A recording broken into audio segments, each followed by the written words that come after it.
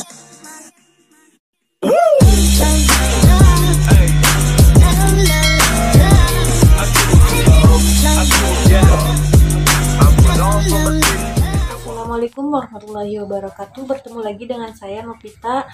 Di video kali ini seperti biasa saya ingin memenuhi ujian akhir semester mata kuliah manajemen kewirausahaan poin nomor 2 tentang peluang bisnis apa saja sih yang bisa dijalankan pada masa COVID-19 ini berdasarkan data dan analisis baik bersifat nasional maupun internasional. Kemudian seperti yang kita ketahui bahwa era sekarang itu memasuki era new normal atau normal baru, di mana ekonomi itu tidak mudah. Kemudian meskipun peluang-peluang bisnis masih terbuka, kemungkinan itu ekonomi sangat sempit. Kemudian berkaca juga pada pengalaman tahun 2008 ketika itu Indonesia relatif berdaya tahan dengan ekonomi yang masih tumbuh 4,5%.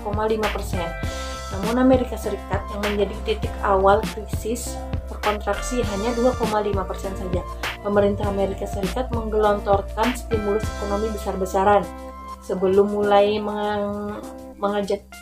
mengijaki masa-masa normalisasi 5 tahun kemudian pada tahun 2014. Kemudian saat ini di tengah resiko krisis akibat pandemi COVID-19, negara-negara menggelontorkan aneka paket stimulus dari mulai pemangkasan pajak, kemudian subsidi besar-besaran hingga bantuan untuk kesehatan seperti masker, hand sanitizer, atau baju APD. Harapannya ekonomi bisa lekas bangkit atau tumbuh setelah pandemi berakhir. Kemudian meskipun begitu, resiko lambatnya pemulihan ekonomi setelah pandemi juga tetap membayang-bayangi pemerintah. Hal ini seiring resiko lamanya pandemi berakhir.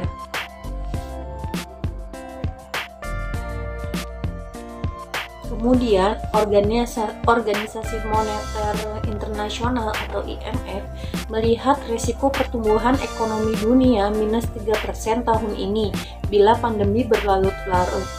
Kemudian berbalik dengan tahun yang lalu positif 2,9%.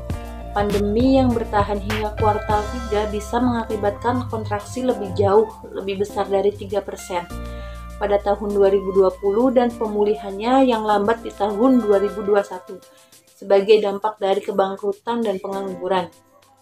Kemudian, Organisasi Perburuhan Internasional atau ILO memperkirakan sebanyak 1,25 miliar orang di seluruh dunia bekerja di sektor yang terdampak parah oleh COVID-19 dan dibayangi resiko pemutusan hubungan kerja atau PHK. Sektor-sektor tersebut termasuk akomodasi dan jasa makanan, perdagangan retail, kemudian jasa reservasi kendaraan, manufacturing, dan properti. Bila terjadi PHK besar-besaran, konsumsi pun beresiko tertekan. Jika mengacu pada survei pengeluaran warga Amerika Serikat yang dilakukan oleh Bose & Co pada tahun 2009, pengeluaran untuk berbagai kategori konsumsi jatuh setelah krisis 2008. Dalam survei tersebut, penurunan pengeluaran terbesar terjadi untuk makanan di luar rumah, yakni 58%, kemudian pakaian masing-masing 25%, media dan hiburan 51%, renovasi rumah 44%, alkohol 42%, kemudian binatang peliharaan, mainan dan hobi itu 37%. Apa sih peluang bisnis yang bisa kita bangun di masa pandemi COVID-19?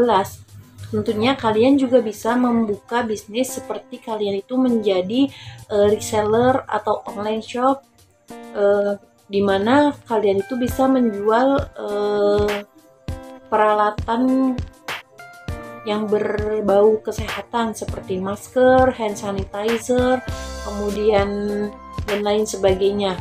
Kalian juga bisa membuka tempat olahraga karena pada saat pandemi COVID-19 ini yang dibutuhkan oleh kita semua yaitu kesehatan tubuh kita dan imun kita tetap terjaga.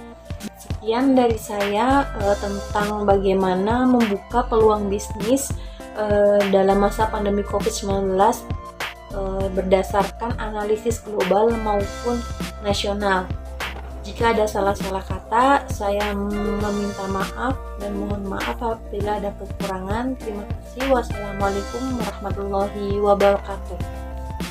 Yeah.